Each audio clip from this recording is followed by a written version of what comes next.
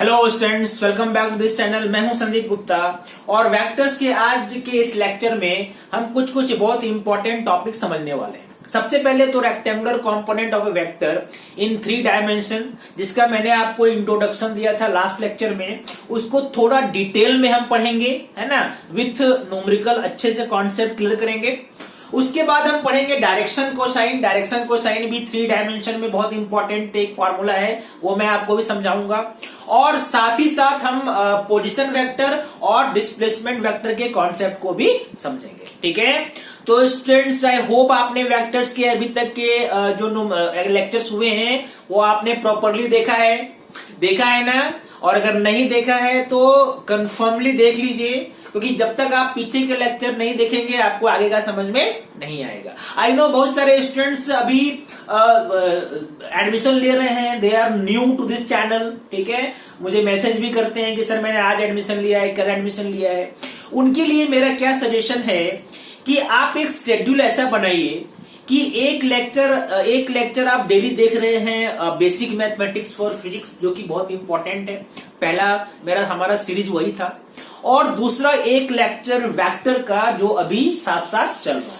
तो ऐसे क्या होगा, आपका पीछे से भी क्लियर होगा कॉन्सेप्ट, और अभी जो चल रहा है वो भी आप उसमें भी आप कॉप अप कर पाएंगे। ठीक है, और डाउट्स के लिए, क्वेरीज के लिए आपको पता है आप कभी भी मुझे मैसेज कर सकते हैं। ठीक है, मेरा आपको ग्रुप ना व्हाट्सएप ग्रुप पता है, फेसबुक ग्रुप का लिंक दिया हुआ है, डिस्क्रिप्शन में चेक कीजिए। ठीक है, तो कोई भी प्रॉब्लम हो आप मुझसे, अभी स्टार्टिंग में आपको प्रॉब्लम होगा, 10 से जब 11 में जाते हैं थोड़ा प्रॉब्लम होता है, लेकिन इस प्रॉब्लम को अपन मिलके सॉर्ट आउट कर लेंगे। ठीक है, तो चलो आज स्टार्ट करते हैं रेक्टेंगुलर कंपोनेंट इन 3 डायमेंशन। और एक और चीज है, आप जब चैनल को सब्सक्राइब करते हैं तो बेल नोटिफिकेशन जरूर ऑन कर लीजिए। उससे क्या होगा, आपको जब भी मैं लेक्चर पोस्ट करूंगा रियल टाइम आपको पता चलेगा, रियल टाइम नोटिफिकेशन मिलेगा। और जो हम बीच बीच में लाइव क्लास करते हैं, जिसमें मैं इंटरेक्ट करता हूं आपसे, है ना, प्रॉब्लम सॉल्विंग टॉपिक्स पे, कैसे क्वेश्चन को सॉल्व किया जाए, क्या ट्रिक्स है ना, उसकी भी आपको समय से पहले जानकारी मिल जाएगी। ठीक है, तो सब्सक्राइब तो करना ही है, बेल नोटिफिकेशन को भी क्लिक करना है। ठीक है, ओके। तो चलो, सबसे पहले मैंने ऊपर डायग्राम ड्रॉ किया है, इसमें मैं आपको भी समझाने वाला हूं rectangular component of a vector in 3 dimension. ठीक है, ये 3 डायमेंशनल फिगर है। ठीक है, एक क्यूबॉइड टाइप का। और इसमें मैंने इस पॉइंट को ओरिजिन लिया है। This is X axis, this is Y axis, this is Z axis. ठीक है, अब मैं फिर से आपको बता दूं कि आप अपने जिस रूम में आप बैठे हैं उस रूम को इमेजिन करो। ठीक है, उस रूम का ही एक्चुअल वो रूम क्या है, 3 डायमेंशन है, उसमें लेंथ है, विड्थ है और हाइट है। ठीक है, तो इसमें हम एक वेक्टर लेते हैं। लेट सपोज मैंने एक वेक्टर लिया। ठीक है, लेट सपोज मैंने ये वेक्टर लिया।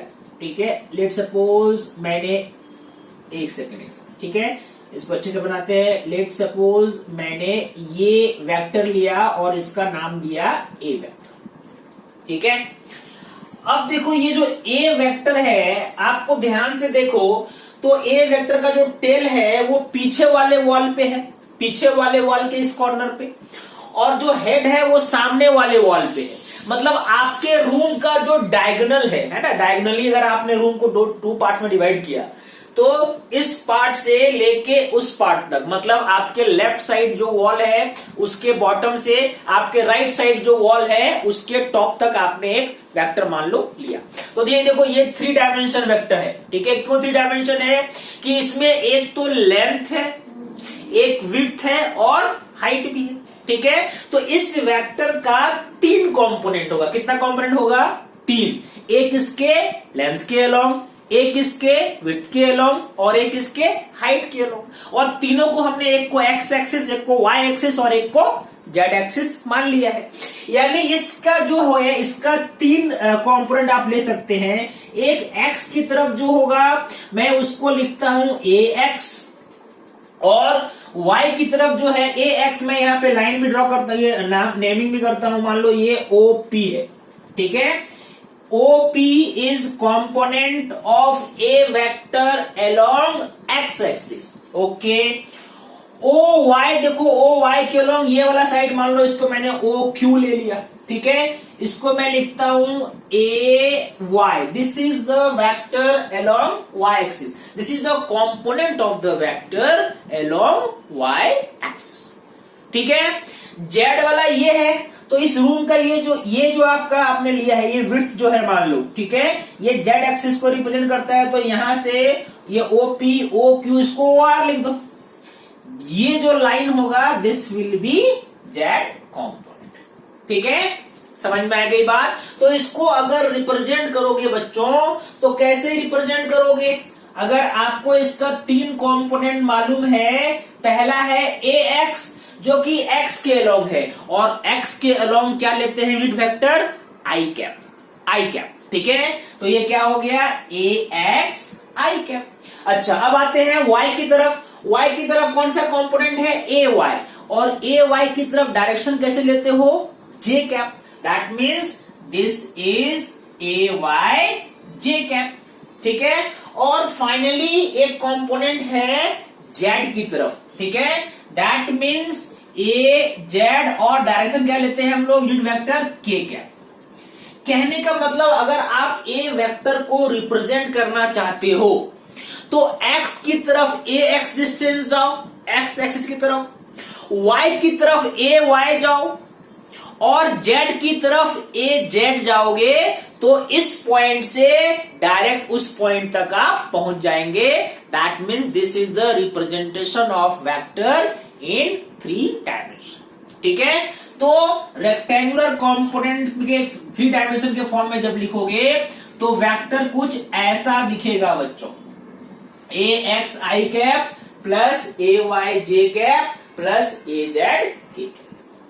अगर मान लो इसका आपको सिर्फ मैग्नीट्यूड चाहिए, you are only interested in the magnitude, ठीक है, तो रेक्टेंगुलर कंपोनेंट में तीनों एक्सिस क्या है, एक दूसरे में परपेंडिकुलर है। जैसे कि मान लो आप यहां से ये जब डायरेक्शन लिखते हो, ठीक है, अगर मैंने आपको बोला रूम के इस कॉर्नर से उस कॉर्नर तक का कितना लेंथ है तो बताओ, तो आप क्या करते हो x square plus y square plus z square. तो वैसे ही वेक्टर का जब इसका निकालोगे मैग्नीट्यूड तो ये क्या हो जाएगा, एक्स कंपोनेंट जो कि ए एक्स स्क्वायर है, वाई कंपोनेंट जो कि ए वाई स्क्वायर है, और जेड कंपोनेंट जो ए जेड स्क्वायर है का under root, this will be magnitude of the vector. समझ में आ रही बात। एक चीज और, जब आप एक वेक्टर लिखते हो तो उस वेक्टर में क्या क्या होता है, उस वेक्टर में होता है मैग्नीट्यूड और उस वेक्टर में होता है direction. Direction A cap that is unit vector, जो आप बहुत अच्छे तरीके से लास्ट लेक्चर में पढ़ चुके हैं, ठीक है। तो अगर आपको यहाँ पे ए कैप निकालना होता है तो आप क्या करते हो, आप ए वेक्टर में ए मैग्नीट्यूड को डिवाइड कर देते हो। तो यहाँ पे ए वेक्टर क्या था, ए वेक्टर आपका है a x I cap plus A Y J cap plus A z के कैप, और इसमें आपने क्या डिवाइड किया, magnitude of a vector, that means under root a x square plus A Y square plus A Z square. ये formula हो गया किसका, this is the formula to find unit vector of a given vector, ठीक है। एक छोटा सा example लेता हूं, देखो और अच्छे से समझ में आएगा। एग्जांपल क्या ले, जल्दी से बताओ क्या एग्जांपल लें। चलो ऐसे लेते हैं, ठीक है। मान लेते हैं कि आपको एक वेक्टर दिया हुआ है, ऐसा है ये 2i minus 3j plus 4k, ठीक है। This is A vector, A vector whose x component is 2, y component is 3 and z component is 4। Actual में y component -3 है कि नहीं। ओके, आपसे अगर पूछा जाए ये फॉर्मूला यहाँ पे अप्लाई करो और बताओ कि इसका यूनिट वेक्टर क्या है, ठीक है। आपसे क्वेश्चन पूछा जा रहा है what is unit vector of a vector, मतलब आपसे क्या पूछा जा रहा है बच्चों, आपसे पूछा जा रहा है ए कैप, और इसके लिए आपको क्या चाहिए, आपको चाहिए vector divided by its magnitude. तो इसका मैग्नीट्यूड तो निकालना पड़ेगा ना। कैसे निकालेंगे इसका मैग्नीट्यूड? तो मैग्नीट्यूड निकालने का फॉर्मूला मैंने अभी आपको क्या बताया, under root a x square plus A Y square plus A Z square. तो ए एक्स यहां पे कितना है, ए एक्स है 2, तो 2 स्क्वायर, ए वाई कितना है -3, तो -3 स्क्वायर, और ए जेड कितना है 4, तो 4 स्क्वायर। कितना आने वाला है ये, 4 प्लस 9 13, 13 प्लस 16 कितना हो गया, 29 क्या, हाँ 29, दैट मीन्स अंडर रूट 29। चलो ये आ गया। तो अब आपका यूनिट वेक्टर निकालने में आपको कुछ नहीं करना है, यूनिट वेक्टर ऑफ ए क्या हो जाएगा, vector divided by its magnitude. Vector क्या था, दिस इज द वेक्टर, ठीक है। वेक्टर कौन सा था, 2i - 3j plus 4k divided by कितना, root 29, that is the answer of unit vector. यानी यूनिट वेक्टर आप क्या लिखोगे, 1/√29, और अंदर में क्या है इधर 2i - 3j plus 4k, that is the answer. तो मैंने जो आपको समझाया 3 डायमेंशन में मैग्नीट्यूड कैसे निकालोगे, डायरेक्शन कैसे निकालोगे, डायरेक्शन का मतलब यूनिट वेक्टर कैसे निकालोगे, तो उसको मैंने आपको इस एग्जांपल से समझाया। आई होप आपको बहुत अच्छे से समझ में आया। दूसरा मैंने आपको बोला कि मैं इसमें आपको डायरेक्शन कोसाइन भी समझाने वाला हूं। डायरेक्शन कोसाइन मतलब आपको जब एक वेक्टर, अगर आप रेक्टेंगुलर कंपोनेंट 3 डायमेंशन में ले रहे हो, तो हम एक्स एक्सिस के साथ जो एंगल बनता है, जो वाई के साथ बनता है, और जो जेड के साथ बनता है, उसके बारे में थोड़ा पढ़ेंगे। ओके, अब चलो मैंने जो आपको बताया डायरेक्शन कोसाइन के बारे में थोड़ा समझते हैं, है ना। मैंने 3 डायग्राम बनाया है ताकि तीनों में आपको अलग अलग तरीके से जो एंगल, एक बार एक्स के साथ लेंगे, एक बार वाई के साथ लेंगे, एक बार जेड के साथ लेंगे, और अच्छे से मैं आपको इसको समझाऊंगा, ठीक है। तो ये देखो, ये ए वेक्टर है ना। मान लो मैंने यहाँ पे पी लिखा, ठीक है। OP जो है वो ए वेक्टर है, और इसका कितना है मैग्नीट्यूड, इसका मैग्नीट्यूड ए, ठीक है। ये एक्स एक्सिस है, एक्स की तरफ इसका कंपोनेंट जो है ना, एक्स की तरफ इसका कंपोनेंट मान लो ए एक्स लिया आपने, और एक्स के साथ ये कितना एंगल बनाता है, तो मान लो एंगल अल्फा बनाता है। तो अगर आपको मालूम है कंपोनेंट का मतलब क्या, अगर आपने यहाँ पे ऐसे परपेंडिकुलर ड्रॉ किया होता, तो ये बेस होगा और ये हाइपोटेनस होगा, और बेस में और हाइपोटेनस में कौन सा रिलेशन है, कॉस। तो आप यहाँ पे क्या लिखेंगे, आप लिखेंगे cos alpha is equal to base upon hypotenuse. Base कितना है, ए एक्स, है ना, क्योंकि ए एक्स इसका एक्स कंपोनेंट है। That means cos alpha equal to base a x, और हाइपोटेनस कितना है, ए। तो पहला देखो, कॉस अल्फा आप ऐसे निकाल सकते हो, ठीक है। अभी ध्यान समझते जाओ बस। दूसरे डायग्राम में आते हैं। दूसरे डायग्राम में देखो, फिर से ए ये है, और ये y एक्सिस है। मान लो y एक्सिस के साथ ये वेक्टर कितना एंगल बनाता है, बीटा। तो अगर मान लो इस बार परपेंडिकुलर आपने ऐसा डाला होता, तो फिर से ये बेस होता, है ना। आपने चूंकि ये डाला है परपेंडिकुलर, तो ये एंगल यहाँ पे बन रहा है, तो ये साइड क्या है, बेस, और ये साइड फिर से क्या है, हाइपोटेनस है, और इसका वैल्यू ए है, जो कि वेक्टर का मैग्नीट्यूड है। इसका वैल्यू कितना हो जाएगा, ए का जो वाई कंपोनेंट है, इसको अपन क्या लिखेंगे, ए वाई। यानी अगर यहाँ पे मैं लिखूं कॉस बीटा, बताओ कॉस बीटा कितना होगा, तो फिर से बेस अपॉन हाइपोटेनस। बेस कितना है, बेस है ए वाई, और ये कितना है, ए। ठीक है, इसको आप इक्वेशन 2 मान के रखो।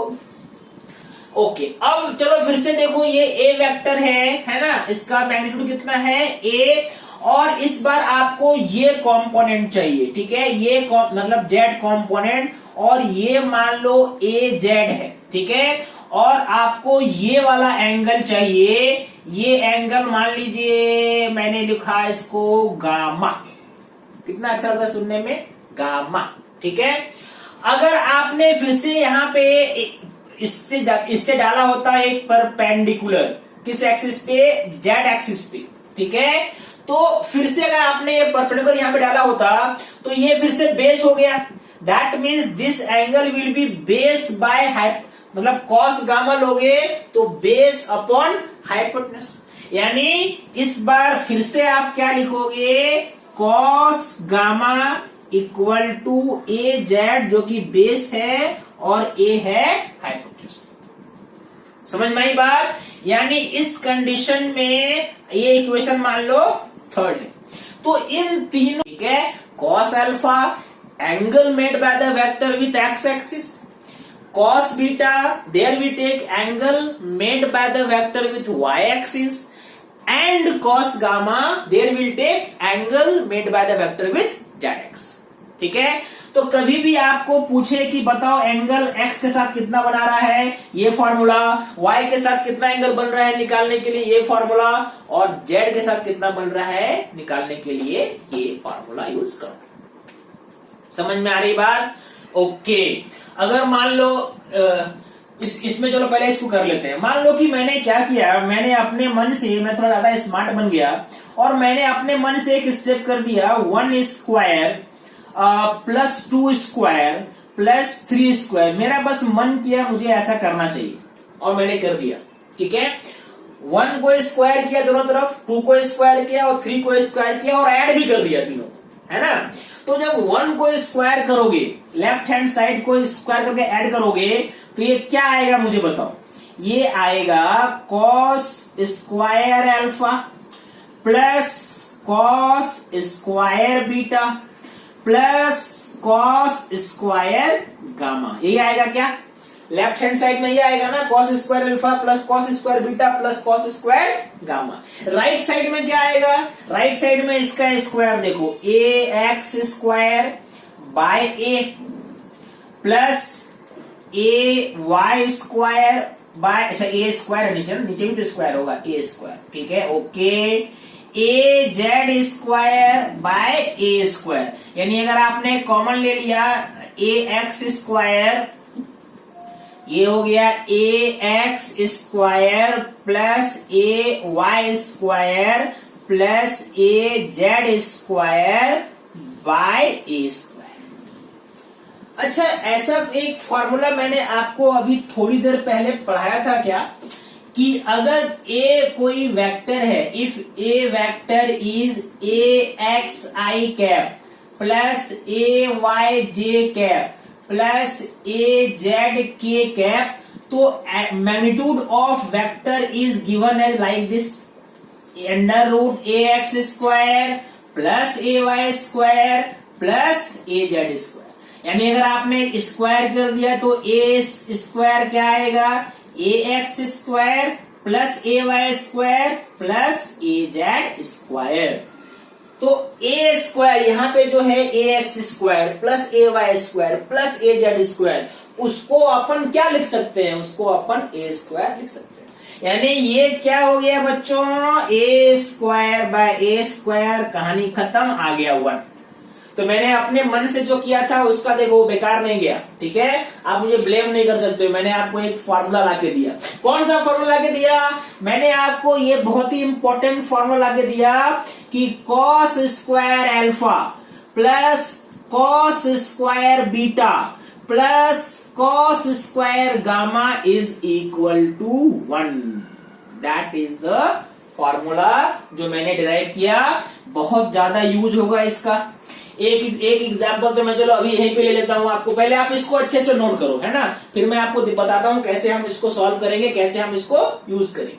ओके बच्चों, समझ में आया? चलो इस पे एक दो क्वेश्चन करके इस कॉन्सेप्ट को और सॉलिडिफाई करते हैं। ठीक है, मैंने यहाँ पे दो क्वेश्चन लिया है, एक तो सिंपल है और दूसरा फिजिक्स में यूज करेंगे। जो फिजिक्स में आपको ऐसे क्वेश्चन जो मिलेंगे आगे चल के, उस पे मैंने एक क्वेश्चन लिया है।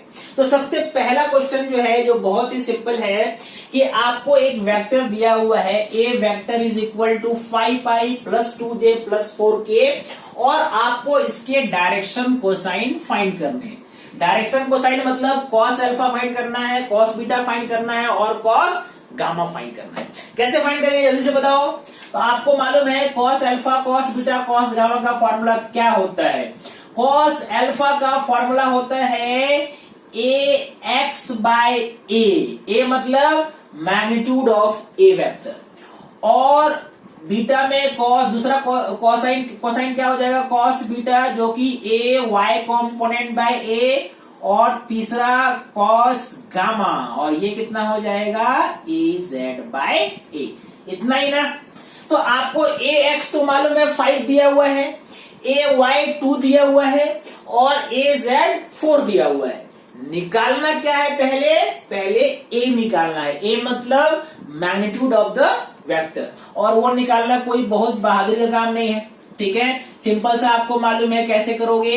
A x square plus A Y square plus A Z square, यानी इस वाले में कितना हो जाएगा, ये 5 square plus 2 square plus 4 square, कितना हो गया ये 25 4 29 16 45 हुआ क्या, मुझे लग रहा है उतना ही हुआ, अंडर रूट 45।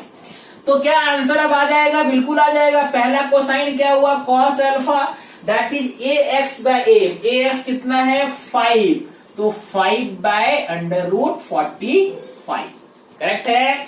दूसरा आएगा कॉस बीटा, और ये कितना है, ए वाई कितना है 2, that means 2 by under root 45, और तीसरा कोसाइन आएगा गामा, कॉस गामा, ये कितना है 4 है, that means 4 by under root 45।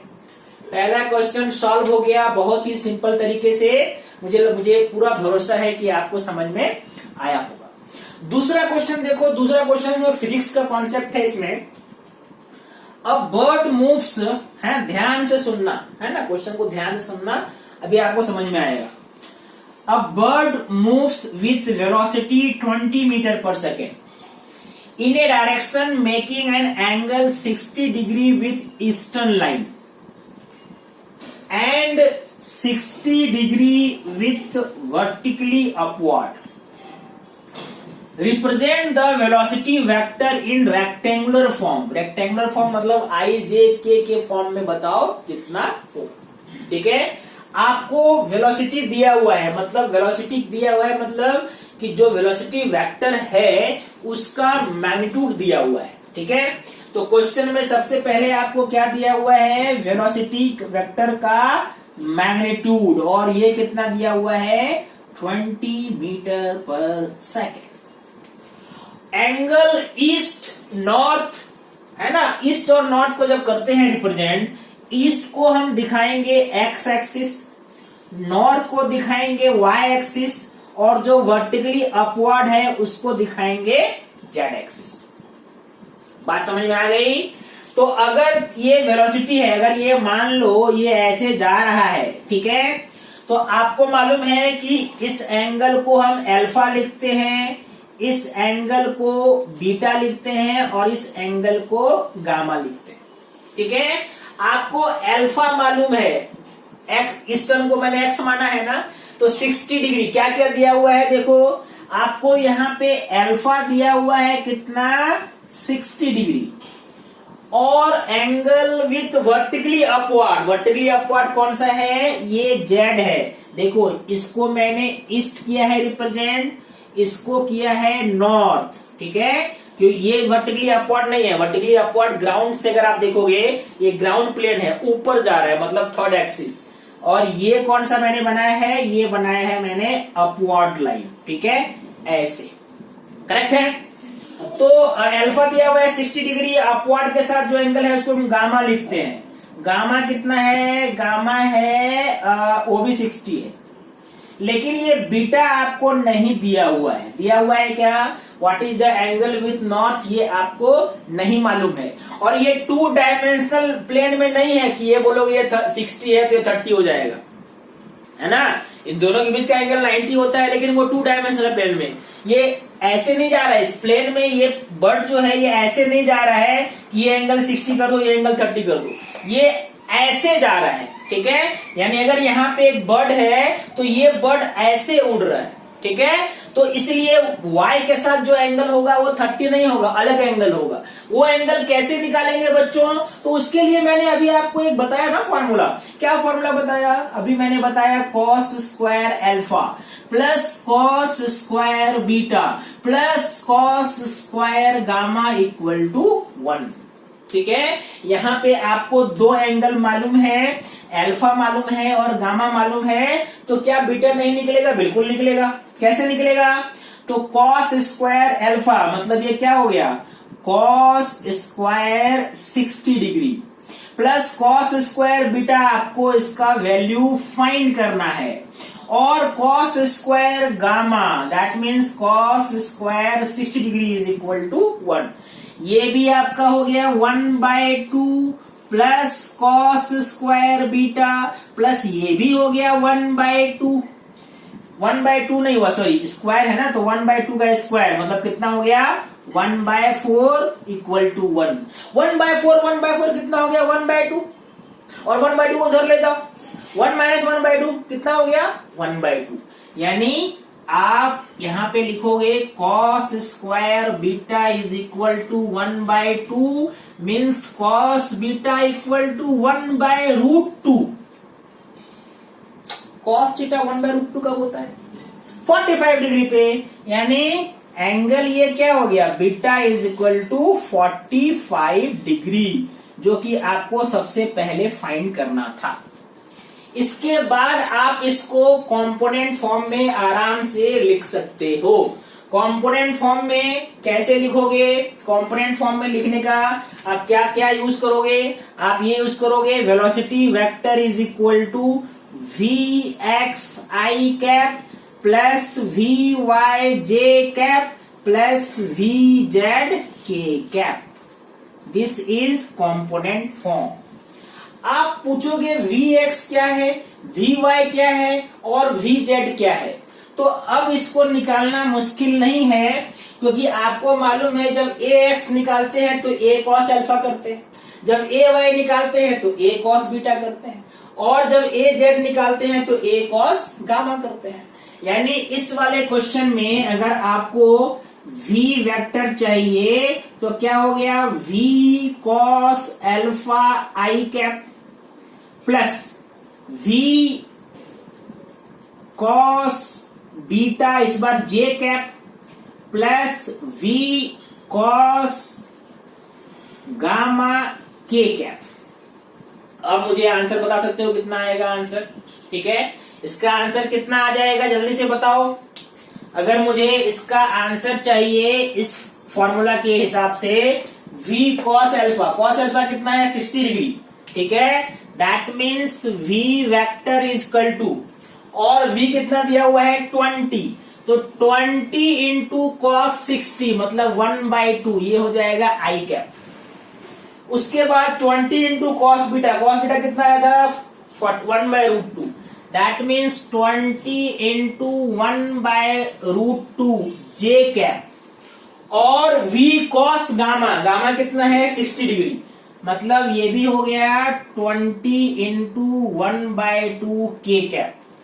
तो वेलोसिटी वेक्टर का आंसर आ गया 10 आई कैप प्लस, इसको अगर सॉल्व करोगे तो कितना आ जाएगा 10√2, हाँ 10√2 जे कैप प्लस 10 के cap, that is your answer. आप इसको चेक कर सकते हो।